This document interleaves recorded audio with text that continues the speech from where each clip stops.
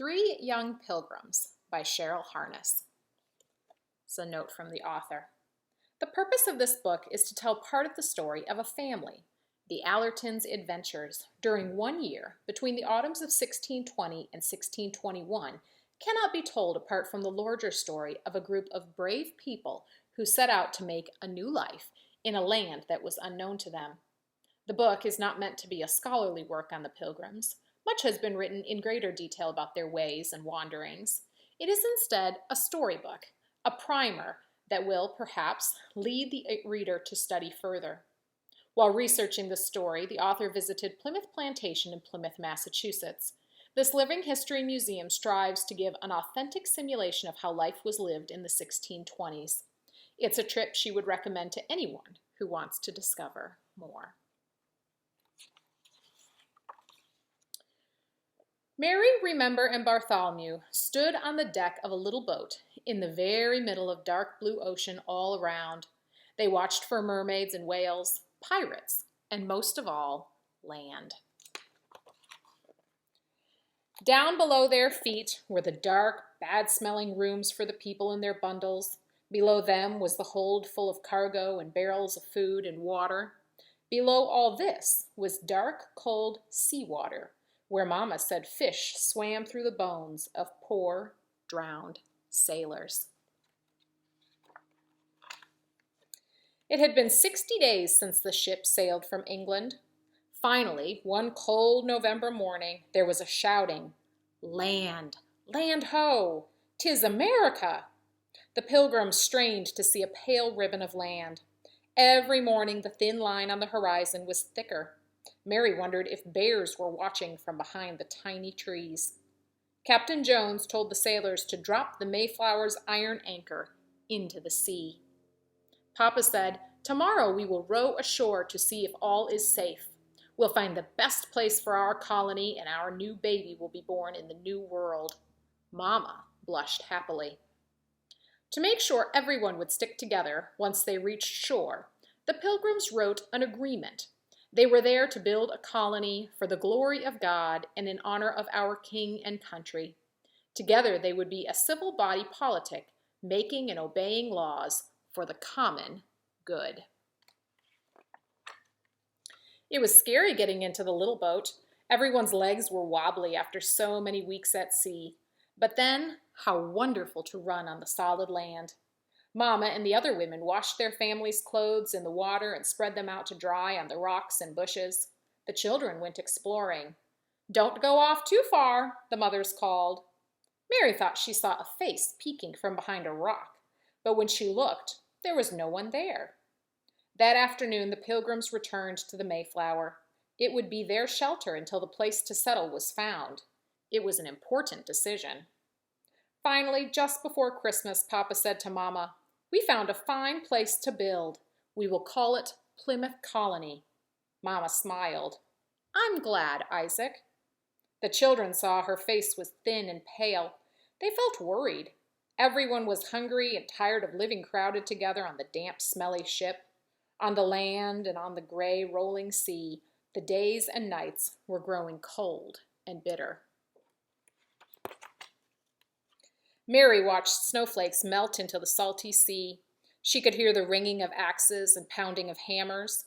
The sounds carried clearly across the water from the land where Papa and the others were building shelter as fast as they could.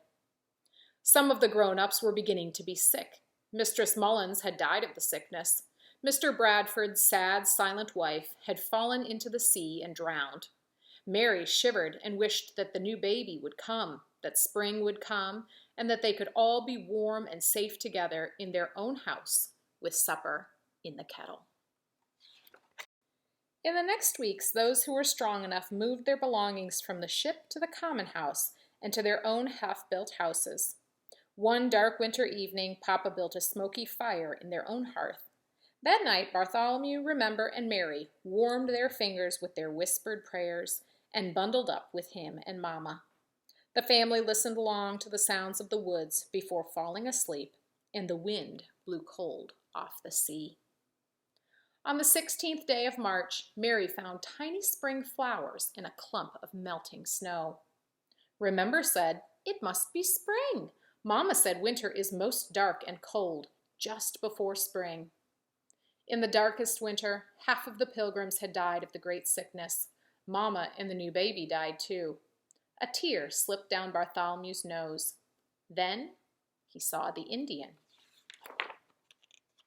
He stood quietly at the edge of the woods and looked at them with keen dark eyes. His skin was the color of copper. The children turned and ran to find Papa. They found him trying to break up the rocky soil of their garden. "Papa, come with us." "Not now," he began in a weary voice. They pulled his hands. "There's an Indian." They saw the tall man walk up to Mr. Hopkins and Mr. Bradford. "Welcome, Englishmen," he said in a loud, deep voice. "My name is Samoset." The thin, sad pilgrims came out of their fields and doorways to see the Indian.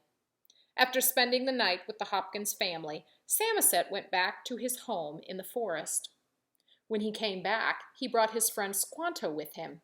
They brought food and later showed the settlers how to plant corn a new way. In each hill of corn, they buried small fish. Remember planted the herbs and flowers Mama had brought. When no one was looking, Mary planted a fish too. On a pearly April morning, Captain Jones sailed away on the Mayflower back to the Old World. Many of the Pilgrims wiped away homesick tears. When the ship was a glint on the horizon, they walked back to their work. This was home now. All down the warm, green summer days, everyone tended their gardens and crops in the fields. The corn stood taller than Mary could reach. When Priscilla Mullins and John Alden were married, Remember brought primroses from Mama's garden. That fish must have helped, Mary smiled to herself. There was going to be a rich harvest. Well into the cool blue evenings, the Pilgrims worked, gathering in the squash, peas, beans, barley, and corn. Herbs for medicines and seasonings were tied into sweet-smelling bunches. After the Sabbath prayers and hymn singing, Governor Bradford stood before the congregation. His collar was very white beneath his sunburned face. "We will invite our Indian brothers to feast with us and offer prayers of thanksgiving to the Maker for a bountiful harvest." It would be a fine thing to do. Nobody had forgotten how it felt to be cold and hungry. For days, Plymouth was filled with the good smells of cooking. A company of men had been sent to the Indian village with the invitation to the feast. Massasoit, the great leader, Samoset, Squanto, and nearly 90 other men emerged from the shadowy woods, wearing feathers in their black hair. The feasting went on for 3 days.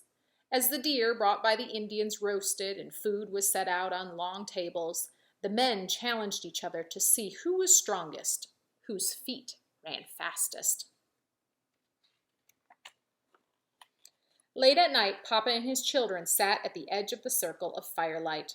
There was singing, and far off they could see the harvest moon rising out of the ocean. The moon path of light might have led all the way back to the homes in Holland and England.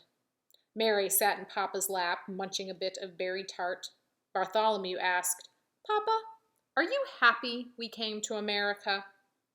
Remember frowned at her brother. She didn't want Papa to be sad. Mary looked up into Papa's dark eyes. After a time he said, "Your mother and I wanted to bring up our children where no king could tell us how to live and pray." He sighed. "We didn't know it would be so hard, but yes, I am happy. And what of you children? We've had a devilish hard time, and we've had to be brave. But are you happy?" Papa's voice was very soft. Bartholomew watched the fire and the men who had begun to dance and said, "I think I will be, Papa." Remember squeezed Papa's rough fingers and smiled up at him. Mary wished that Mama were there.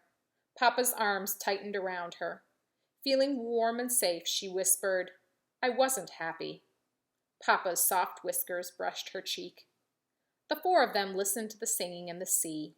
Way past bedtime, away from the fire, the moon lighted the paths leading home. Plymouth. Not long after the days of feasting, a ship was sighted. The Fortune brought 35 new settlers and no food to feed them. There followed a hungry winter and more hard times. The Pilgrims' good friend Squanto died in September of 1622. The next summer, a miraculous rain came just in time to save the harvest, and two more ships came from England, the Anne and the Little James. Many families were reunited. Deacon Fuller's wife and Elder Brewster's daughters were aboard. 2 years later, Fear Brewster became Papa's second wife. Slowly, the hungry years passed and the colony grew as the land became prosperous. The Pilgrims and their children moved to their own farms in newly created townships such as Rehoboth and Duxbury. When Bartholomew grew up, he went back to England. Remember, got married and moved to Salem.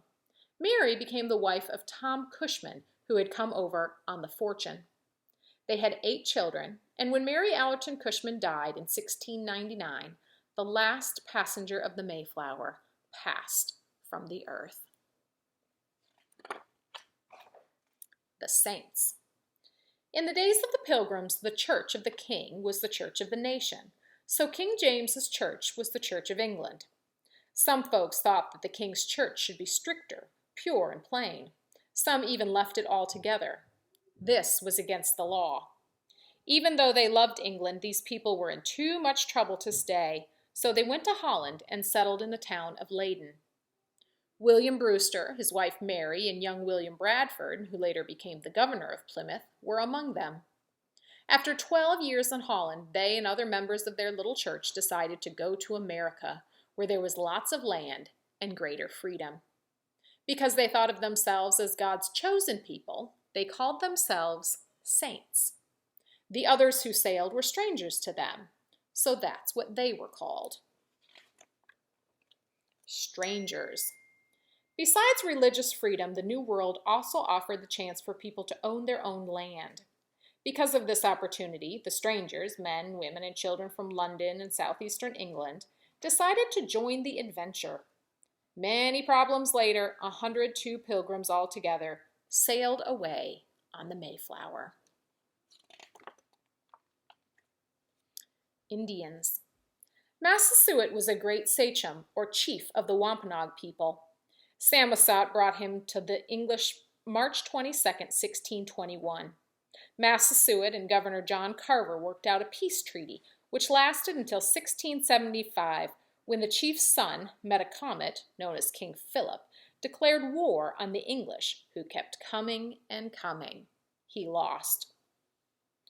Squanto was the last survivor of the Patuxets. In 1614, the evil Captain Hunt kidnapped him and 19 others, as well as 7 Nauset Indians. They were sold as slaves in Spain. Squanto made his way to England, and finally, after many adventures, he got back home to find that all his people had died. The Pilgrims called to Squantum, as he was known, a special instrument sent by God. When Samoset greeted the Pilgrims on the 16th of March, they were surprised that he spoke English. He learned it from sailors who had come to fish and trade near his home at Pemaquid Point, way up north in Maine. Samoset, an Algonquian chief, came south to Wampanoag lands with the English explorer Captain Thomas Dermer, just 8 months before the Pilgrims arrived. After watching the newcomers all winter, Massasoit asked Samoset to go say hello and see who these people were. Hobomuk was one of the young leaders of the Massasoits tribe. He and Squanto stayed with the Pilgrims at Plymouth. They helped them in many ways. Squanto showed how to catch tasty eels. Hobomuk showed the colonists relations with the Nausets and the Narragansetts and the Massachusetts tribes. Squanto's and Hobomuk's friendships with the Pilgrims meant the survival of the colony. I hope you enjoyed listening to this book. My name is Julie Ford, and I am proud to be a member of the New Hampshire Mayflower Society as a descendant of Isaac Allerton, his wife, Mary Norris Allerton, and their daughter, Mary Allerton Cushman, who, along with her brothers, are depicted in this book. Thank you for letting me share their story.